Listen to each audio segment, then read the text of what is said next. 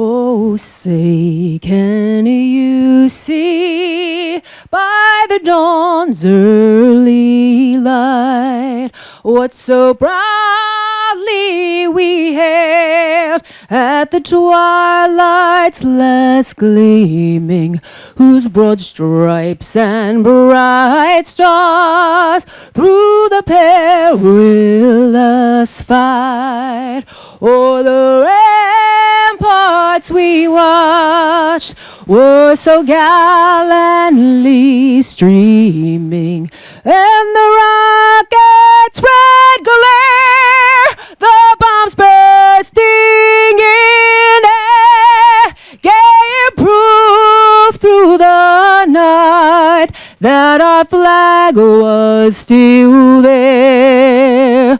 Oh, say does that star-spangled banner yet wave o'er the land of the free and the home of the brave? Because of this location, because of what happened here on Christmas Day and the next day in 1776, those who lie in this cemetery have a strong connection to the founding of this country. And that is what this statue will remind everyone when they come and visit this cemetery. They will understand the service and sacrifice that was made in 1776.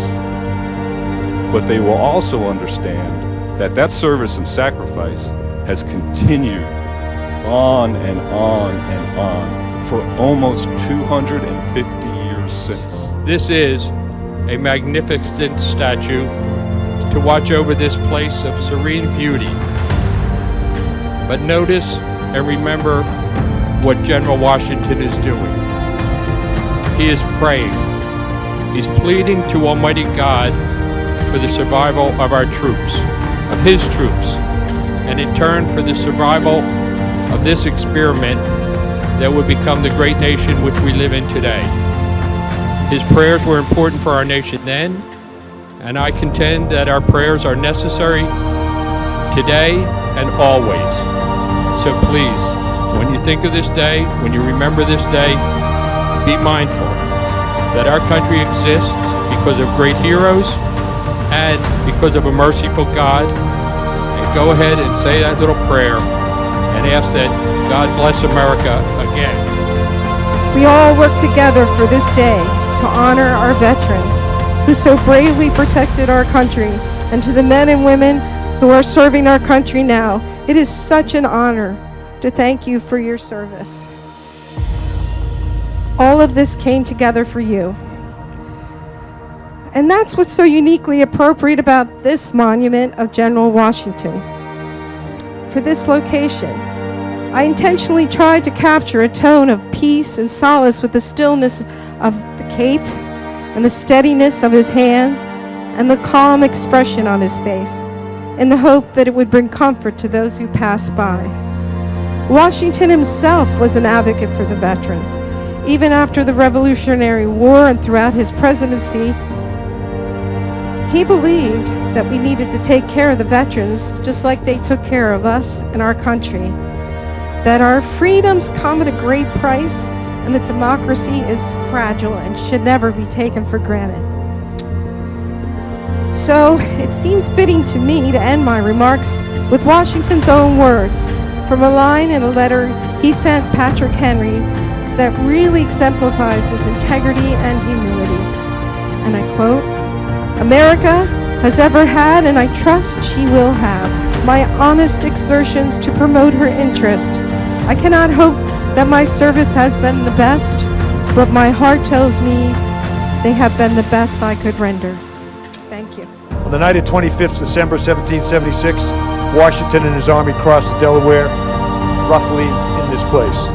It took the Marblehead, Massachusetts militia, all men of the sea, 11 hours to successfully get Washington 2,400 troops with their horses, with their artillery, across the river. The next day he surprised the British and Hessian regulars, defeated them at Trenton, and then a week later defeated the British again in Princeton. By these successful actions, he asserted his control over New England, making it dangerous for the British to move out of New York City. And just as importantly, bolstered the unity and morale of his army. They'd done the impossible. They executed a nighttime river crossing across a turbulent river, then defeated British regulars in two pitched battles. It would be nearly 5 more years before the Battle of Yorktown ended and the victory for the colonists would never have happened without the leadership and the drive of George Washington. With all that in context, we stand here today to dedicate a statue that will stand among the graves of America's veterans for as long as there is in America. As a boy growing up in working-class Boston, they were the greatest generation, men and women who had proudly worn the nation's cloth in wars against fascism and communism. Men and women who were not embarrassed or self-conscious about standing up and removing their hats when our national anthem was played.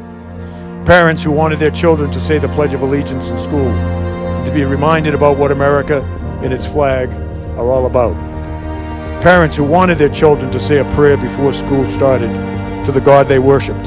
And none of this, ladies and gentlemen, none of this was seen as too much trouble or considered too offensive to someone else's sensitivities or as trampling on anyone's rights. The questions, if not me, Mom, who? If not now, Dad, when? If we did not have citizens willing to not only ask, but also to act on these questions, we would have lost in our struggle for independence in 1776. Slavery may never have been eliminated from our shores, and the rights of all Americans, regardless of color, may still be just a dream, could just still be a dream. The Nazis would have triumphed, the death camps never liberated and eliminated. Untold millions never saved from the gas chambers and the furnaces. The cancer of communism responsible for the deaths of over 100 million and for sucking the human spirit from billions more would never have been discredited and thrown onto the dustpan of history. What I do know is that regardless of the rest, those who have served the nation and America's armed forces have broken the mold and stepped out as men and women of character, who are already making their own way in life while protecting ours. Young people who have a religious faith in self-reliance, hard work, on making it on their own. This is who they are. It has come to me since I left the Marine Corps and served in other ways that 1% is not enough. And we will fail as the hope of every person of goodwill on this earth, if that's all there is. If 1% is all who are willing to serve America in some way, to be good, committed citizens, to vote, to volunteer, to help one's neighbor, to contribute in unselfish ways to society, if we only have 1%, then we are lost. God bless America, ladies and gentlemen. May all of our revered war dead rest. May we who love them find peace and understanding in their sacrifice, and that the America that they so loved and protected and gave their lives for is forever worthy of their sacrifice. Of this I pray, Semper Fidelis. God bless America, land that I love. Stand beside her and guide her through the night with the light from above. From the mountains to the prairies to the oceans white with foam. God bless America, my home, sweet home. God bless America, my home, sweet home.